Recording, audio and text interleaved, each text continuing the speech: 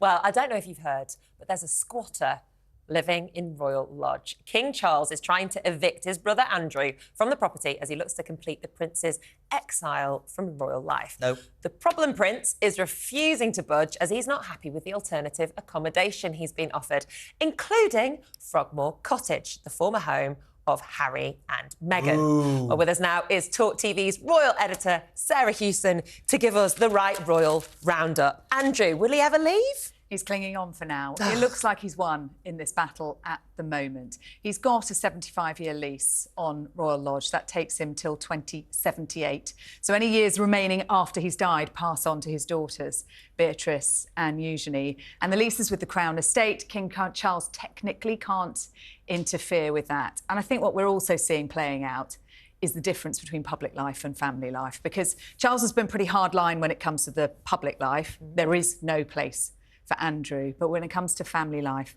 he's a bit more nuanced. He doesn't want a confrontation, so he's staying for now. Big question is, can he afford it? Because it has enormous upkeep costs. There's the whole roof to be redone. Andrew's lost his allowance. He has got the inheritance from his mother. How much did he get? We don't know 17 million, how much I heard. he got. We don't officially know, but it will obviously go some way. Sarah Ferguson, still living there. Trying to get a chat show in America. That's not Yeah, well, they need the money. Like her. She's all right. With the exception of the fact that she's, you know, lives with Prince Andrew, which I think is a huge But she's been exception. extremely loyal, no matter has. what she's gone through, to both him and the rest of the family. It's interesting because, you know, I used to live there. I moved about a month ago. What, at Royal Lodge? Near So it. there's a property vacant There is. on the Windsor yeah, he estate. actually could go to. Yeah, he could go to mine. But here's what I genuinely think. I think that anybody and everybody knows what Prince Andrew is, and I think it is. It's not even up for debate whether he returns to public life. I think you're right, Sarah, but, you know, I've said this to you before and I'm not sure you would agree. I understand that there's a public king and a private king. There's also a small part of me that knows that I'm sure that all of them have stuff on each other. And I suspect that, I'm not saying Charles doesn't want to fight because his brother might put the boot in, but I'm sure that there are things said privately. And frankly, and I am not supporting in any way Prince Andrew, because he should never come back into real life. If he can afford it, there's bigger fish to fry, to be perfectly honest. There's bigger fish to fry. What about every single member of this I'm not United sticking Kingdom up for him, mate, at all. who cannot afford to pay their electricity bills? And this guy who's brought the royal family into disgrace, Disrepute. into huge disrepute. No matter what you think about Harry, what this man has done is beyond the pale. And yet he's complaining about the fact that he would be moved into a 5-bedroom cottage. Not very big, Frogmore Cottage, you know? Well, Really? it's not exactly a cottage, is it? We were And there, it's been weren't beautifully we? We were walking up and down. It's been some weeks ago. refurbished by Yes. Harry and Meghan. Yeah, well, you Yeah. wouldn't want that. It's probably full of vegan chairs and vegetable. Vegan chairs. Well, I know what a vegan You heard chair it is. here first. Sarah, Andrew's one issue. The royal family, just as an overview, it was claimed over the weekend that Martin Bashir coached Princess Diana. This is frightening in that dreadful Newsnight programme. That Panorama interview, it was Thank you. the interview that everybody Yeah. wanted. Martin Bashir landed it, and it has now been heavily discredited because Lord Dyson's report found that it was obtained by deception. There's a new play coming out called The Interview. It's coming out at the end of the month. It is written by Jonathan Maitland, an ex-BBC Yes. and ITV journalist who had worked with Martin Bashir, and he's been told by a crew member that Martin Bashir and Diana spent some 6 months leading up to the interview having pesto pasta suppers, going for drives in the countryside, and that he coached her to give lively and succinct answers. And among the answers that she was coached to give was that answer that she adored James Hewitt. So this is going to come out in this play. And there are 2 people and 3 people in this marriage as well, that we don't know whether that was coached, but of course that was the most damaging claim that came out of that interview, alongside the fact that she didn't think Charles was fit to be Bashir, king. quite rightly, I mean, discredited, disgraced, and quite rightly so. They had quite a close friendship, didn't they? I think when his wife gave birth, Diana was like one of the first people to hold the baby. Like, there's Bashir's? Yeah, there's no denying that they were. But it was orchestrated. all orchestrated, and we know that he Yeah. had provided her with fake documents, that he had manipulated her own insecurities and paranoia in order to get that interview, awful, and that's yeah. why Prince William has said he never wants it to be shown again. And there's a bigger picture as well, actually, and this is quite interesting. Nothing to do with Prince Andrew, but you could argue, could you not, that 30 years ago, whenever it was, because I can't remember that far back, that when she left the royal family, bearing in mind the amount of scrutiny, bearing in mind how famous she was, the most famous and most photographed woman in the world, should she have more protection still from the royal family? Have things changed? Do you know what I mean? Because she was out there on her own. And she made some bad choices, but she was the people's princess. And I think people will always think about that. And have they ever learned anything? Because, you know, look what's happened to Harry and Meghan. Oh, they're not doing too badly. They were in Canawan over the weekend. Don't start me on her. Princess Slippy Shoes. I'm just saying the difference, the stark difference between the way that Prince Andrew... Diana didn't sell a soul for $112 million I'm not talking about Spotify. Diana. I'm talking about Prince Andrew, the way that Prince Andrew's been treated and the way that Harry's been treated in terms of their private security, worlds apart.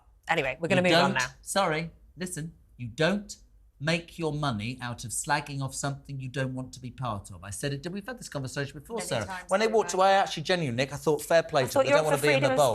What? I thought you liked people who have opinions. Yes, but you can't make your money. You can't make your money, can you, out of slagging off the very thing you don't want to be part of. If that's your only if you don't want to be part of the royal family, go with my blessing. But don't spend your life sitting there slagging them off. Well, they won't. It's interesting you talk about lessons learned. I did an interview many years back with the Duke of York, and it was at the time of William and Kate's before their wedding, and he said, you know, he really hoped that lessons had been learned from the experience of Diana and also Sarah Ferguson in the kind of treatment of girlfriends, partners coming into the royal family. And from the evidence that Harry and Meghan gave in their numerous interviews, those lessons, according to Meghan, really weren't. I don't want to upset you, Nick, but Royals at the rugby. Oh, yes. Kate Middleton, of course, beamed as she congratulated the England squad in their I think it was 30-24 victory over Fiji. But the Prince of Wales took George and they went to Paris to watch Wales lose. So they're a divided household when it comes to rugby. Yes. Because William is patron of the Welsh Rugby Union and Kate is patron of the English RFU. So William and George went to watch Wales, sadly beaten by Argentina on Saturday. Kate was watching England beat Fiji and then get a place through into the semi-finals yesterday. So she was all smiles. Can I just say, because my wife says this Vic the whole time, she has to be the most perfect-looking woman in the world, doesn't she? Even you said that earlier.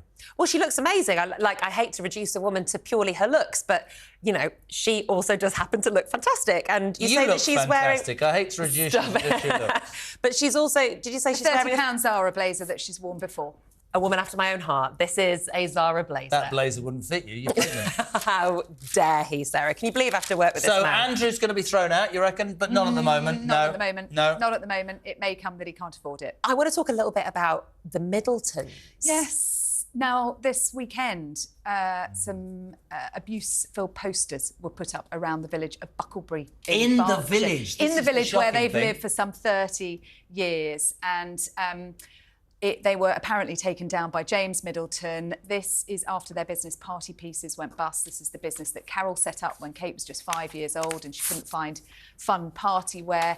It was a huge success, allowed them to put their children through private school, buy their big house in Bucklebury, where Pippa now lives, where James lives.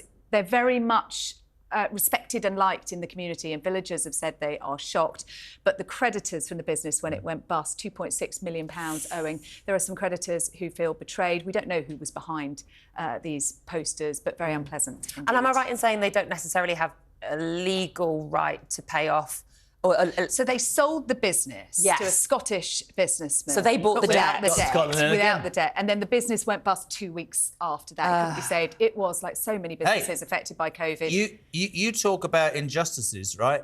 You know, you can go bust, right? Mm-hmm. Nobody gets a penny and you can start up again. You can. Yeah, it's awful. That's this is what I'm saying. Kevin O'Sullivan has joined us. How are you, Kev? Hi, Kev. This is a shock for people that haven't seen Kev on telly for at least 20 minutes. He's the hardest working man in British television. I had a bit of a Friday night. I was on for 4 hours on TalkTV. How do you think the viewers had? People, yeah, exactly. There is such a thing as too much of a good thing.